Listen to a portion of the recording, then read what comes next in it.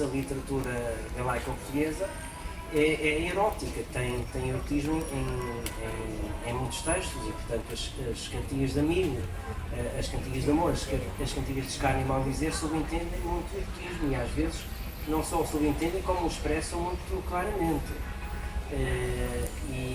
Portanto, de forma muito sublimada nas cantigas de amigo, de forma muito codificada nas cantigas de amor e de forma muito direta, irónica, satírica e às vezes até sarcástica nas cantigas de escárnio e mal dizer.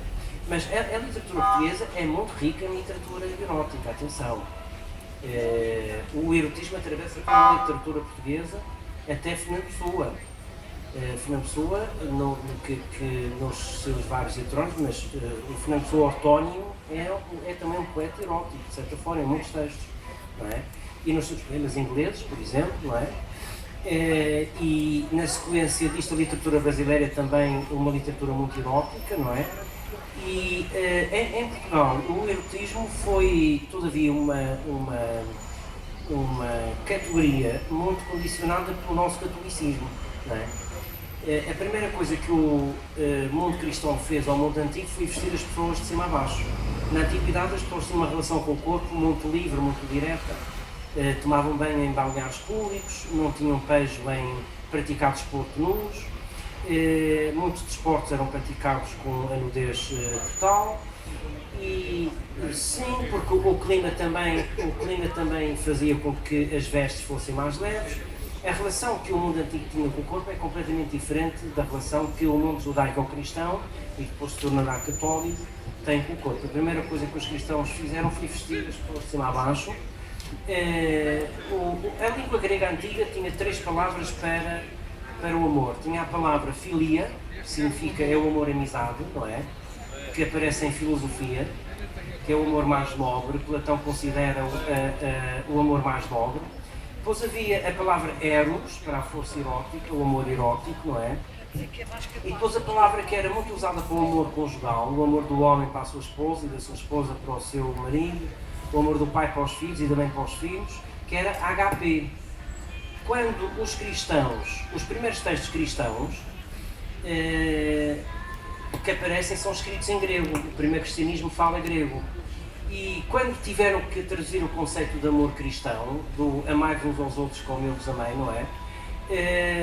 Entre estas 3 palavras, é claro que não podiam escolher o eros, não podiam escolher a palavra eros, também não podiam escolher filia, estava muito associada às amizades masculinas, dos filósofos, etc. Escolheram a palavra HP, não é?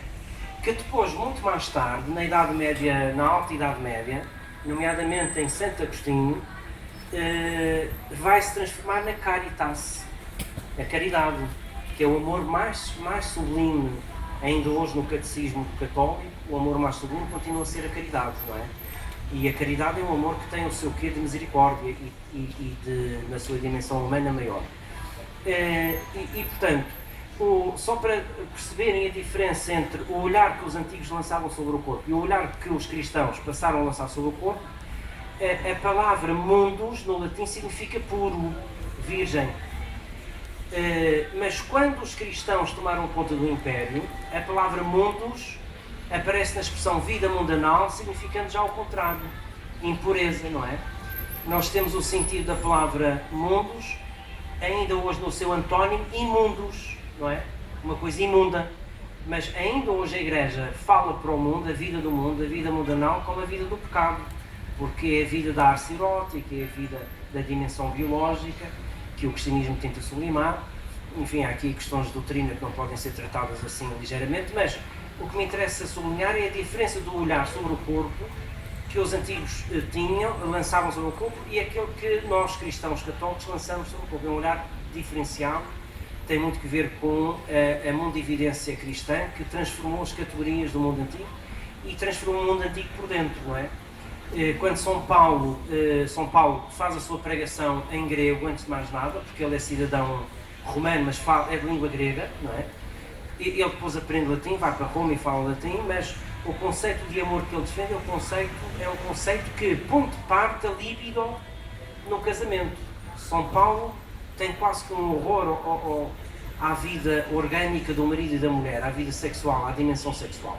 Isso marcou muito a Igreja Ainda hoje a Igreja olha para o casamento como uma coisa que existe apenas para a reprodução, não é? Por isso, esta questão primeira da Igreja sobre o aborto é uma questão muito séria, não é? Porque é uma questão de princípio para a Igreja, nós temos que aceitar, é uma questão de escolha, não é? Obviamente, com tudo o que isso implica, mas a tradição que o cristianismo veio trazer ao mundo ocidental, de certa forma, bloqueou a nossa visão do corpo. Nós só vamos retomar a visão antiga do corpo um pouco no Renascimento. O Renascimento volta a representar o corpo humano na sua nudez total, não é? Justamente porque imita o mundo antigo. E depois, nas últimas décadas do século XX, nós podemos olhar para o século XX como o século da libertação sexual, mas também o século da libertação da mulher, que tem que ver aqui com a temática que falou a professora Margarida Focinho.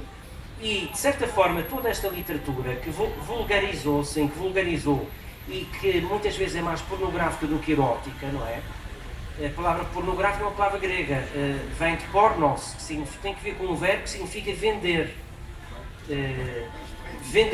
Porque sim, os templos da antiguidade tinham a chamada prostituição sagrada, tinham prostitutas oficiais que trabalhavam nos templos e prestavam serviços sexuais pagos aos crentes, não é? E isso, do ponto de vista psicológico, tem sido bastante estudado, porque a história da psicologia tem muito que se liga nessa matéria. Mas a dimensão ascensional do erotismo encontra-se também nos textos bíblicos, no Velho Testamento e no Novo Testamento, mas especialmente no Novo Testamento, mesmo em figuras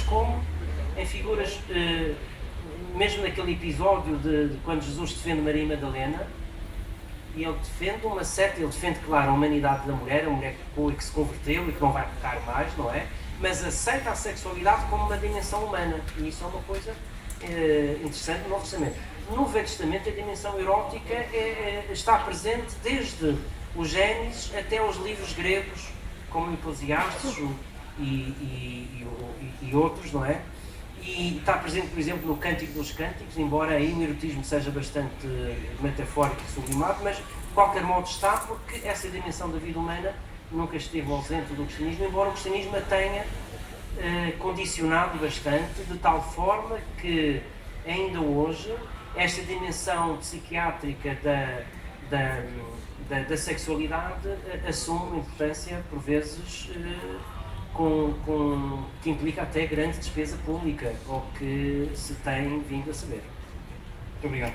Agora aqui duas perguntas seguidas para a doutora Focinho, que é a seguinte: a leitura continuada deste tipo de literatura pode provocar dependência nos leitores e consequente alinhamento do mundo real? E outra pergunta é: a leitura deste tipo de obras pode ser considerada terapêutica para casais com problemas afetivos? Muito bem. A dependência pornográfica é a primeira? Sim, dependência dos leitores e consequente alinhamento do mundo real. Exato.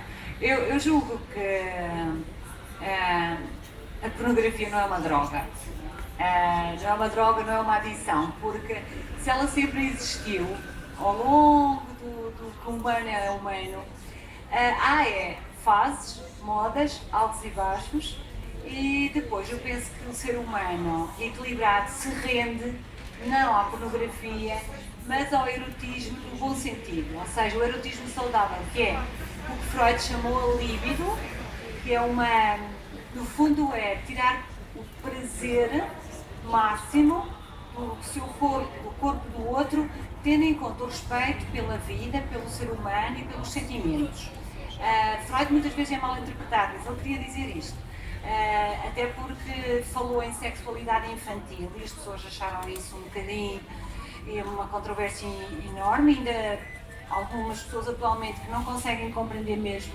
Freud queria dizer que a criança, e ele escreveu um livro muito interessante que é O Princípio do Prazer, que é um livro, digamos, não é um livro erótico, é um livro que fala do erotismo no sentido de felicidade, de alegria, de energia, de uma certa energia que chamou libido, que é uma energia que nos dá um impulso, pulsões e desejos de sexualidade com a pessoa que amamos, com a pessoa que amamos no momento, nunca se sabe se é para sempre, pensamos sempre que é para sempre, mas também ao nível da criança, que a criança sente prazer quando chucha, quando come um alimento que gosta.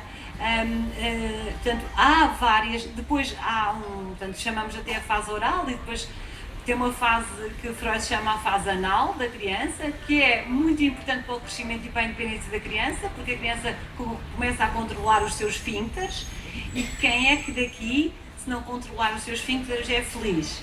É que isso é uma felicidade que as pessoas se esquecem, é uma felicidade imensa. E depois então é que vamos para desenvolver a sexualidade, digamos, genital, a sexualidade que envolve os órgãos genitais. E de facto eu penso que isto é do ser humano, faz parte de nós, da nossa realidade, é uma realidade, é uma verdade. E esta questão da dependência pornográfica, espero que não esteja enganada, mas eu penso que não vai haver dependência pornográfica, porque isto é uma verdade. Desde que existe o ser humano, existem modas, como já existiram portanto, na antiguidade e tudo isso. Eu penso que não é uma dependência, é mais um escape do momento. Fico mais preocupada com digamos, a pornografia ou o erotismo pornográfico nos adolescentes via internet. Fico mais preocupada com isso do que a leitura. A leitura é sempre saudável. Eu penso que a leitura é sempre saudável porque o processamento de informação que implica é sempre saudável. Agora é preciso, se calhar, por vezes, em algumas situações em que eles são muito jovens, ter um acompanhamento da família e dos adultos e conversarem sobre isso. A segunda qual era? Tinha a ver com o facto destes livros poderem ser ou não terapêuticos. São. Podem ajudar casais com dificuldades afetivas, digamos? Podem. Portanto, mesmo, eu não sou terapeuta sexual, mas pronto, estudei essa área e tenho colegas que são terapeutas sexuais que de facto utilizam, por vezes aconselham os casais, porque os casais se vão fazer terapia sexual é porque têm vontade de melhorar, e isso é muito importante. Estes livros, no fundo, dão uma ajuda. Se ambos lerem o mesmo livro e discutirem o mesmo livro, provavelmente vão experimentar algumas cenas, vão experimentar alguns comportamentos e depois podem partilhar isso com a terapia. Se resultou, se não resultou, é terapêutico. É bastante terapêutico o casal admitir que não está bem e às vezes até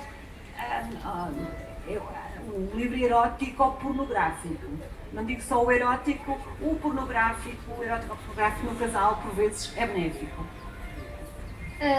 Temos aqui um exemplar das 50 Sombras de Grey. Eu, por acaso, só trouxe o primeiro. É uma trilogia. Foi esta trilogia, devo dizer, que vendeu 386 mil livros só em Portugal. A trilogia, portanto, imaginem só a quantidade de livros que saiu das livrarias mas será que foi esta obra em específico que abriu, digamos assim, a caixa de Pandora para esta sequência toda de livros que temos aqui e outros de autores portugueses? Professora? Tal como há livros que marcam uma determinada moda. E uma tendência. Se pensarmos, por exemplo, Dan Brown, que abriu a tendência com o Código da Vinci do livro fantástico, histórico ou fantástico, e de investigação. Se pensarmos no Twilight, no Crepúsculo, que abriu a moda dos vampiros. Se pensarmos ainda mais atrás no Paulo Coelho, que abriu a moda dos anjos. Portanto, há sempre umas modas que aparecem. E de facto as 50 Sombras de Grey tiveram logo nos primeiros meses uma divulgação muito grande, uma divulgação que é uma divulgação de marketing muito forte, porque a E.L. James é uma dona de casa. Ela escreveu isto em casa, dizia ela, no tempo que ela tinha livre dos afazeres. Eu imagino o que é que os filhos explicarão na escola que a mãe faz durante o dia. E imagino que os colegas lhe perguntem: olha, a tua mãe usa aquele instrumento tal, mas vocês têm um quarto da dor e tal. Quer dizer, é uma coisa que eu acho fantástica até a história como é construída